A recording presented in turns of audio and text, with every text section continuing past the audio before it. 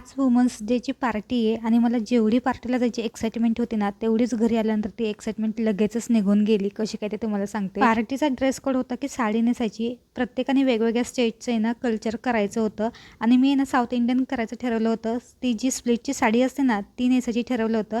बराच वेळ ट्राय केला, म्हणजे 1 तास मी जे आहे ते तशी साडी नेसायचा प्रयत्न करत होते. पण फायनली शेवटी अशा पद्धतीने जी आहे ती साडी नेसून तयार झाले.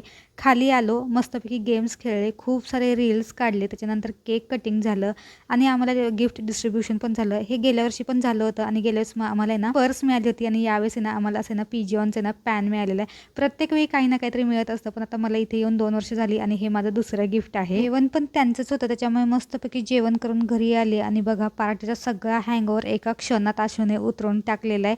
एवढा सगळा पसारा जो आहे तो करून ठेवलेला आहे आणि आता एवढा सगळा पसारा जो आहे तो मला झोपायच्या आधी पुन्हा एकदा आवरावा लागणार आहे. स्वयंपाकाचं काम कमी झालं होतं, पण आशूने हे काम मात्र वाढवून ठेवलेलं आहे.